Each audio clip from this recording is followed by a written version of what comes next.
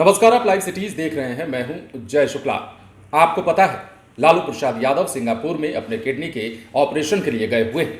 लेकिन हम बात करेंगे उनकी बेटी रोहिणी आचार्य की, जिनके यहाँ लालू प्रसाद यादव फिलहाल रह रहे हैं सिंगापुर में। और रोहिणी आचार्य बिहार की राजनीति को लेकर के एक के बाद एक ताबड़तोड़ ट्वीट सोशल मीडिया पर करती जा रही हैं।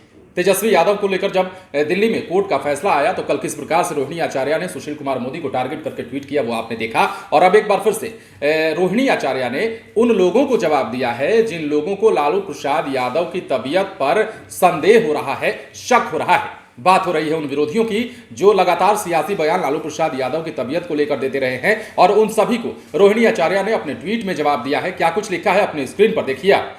रोहिणी आचार्य ने सबसे पहले तो लिखा है कि इनकी पैदाइश ही घृणित सोच से हुई है।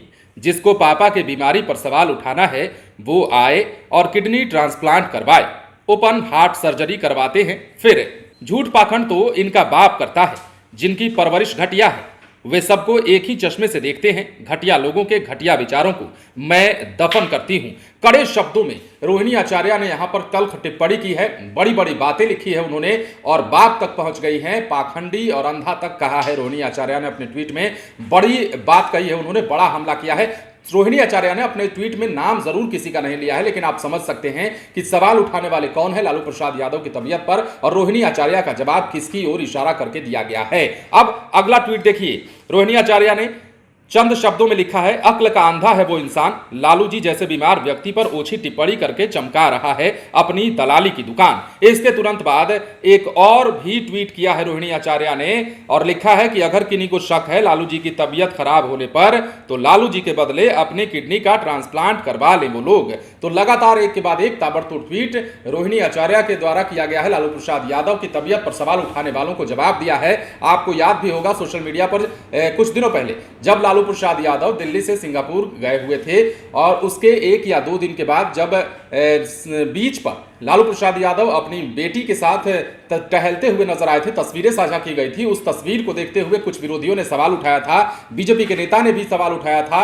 और ऐसे ही लोगों को रोहिणी आचार्य ने जवाब दिया है। और एक के बाद एक ताबड़तोड़ ट्वीट करके रोहिणी आचार्य ने कई सारी बातें कही हैं। पाखंडी कहा है, अंधा कहा है, और बाप तक पहुंच गई हैं। किसके बाप की बात कर रही हैं, किसकी बात कर रही हैं वो तो वो जाने, लेकिन सियासत में इस बयान को आप समझ सकते हैं कि किसके लिए रोहिणी आचार्य का यह ट्वीट ना सामने आया है। लालू प्रसाद यादव फिलहाल सिंगापुर में है, उनकी तस्वीरें बार बार साझा की जा रही हैं, और उनके हेल्थ का अपडेट भी वहां से रोहिणी आचार्य के द्वारा या फिर डॉक्टर के द्वारा मिलता रह रहा है। ऐसे में लालू प्रसाद यादव के शुभचिंतक भी इस इंतजार में है कि वो कब सिंगापुर से लौटेंगे स्वस्थ होकर के।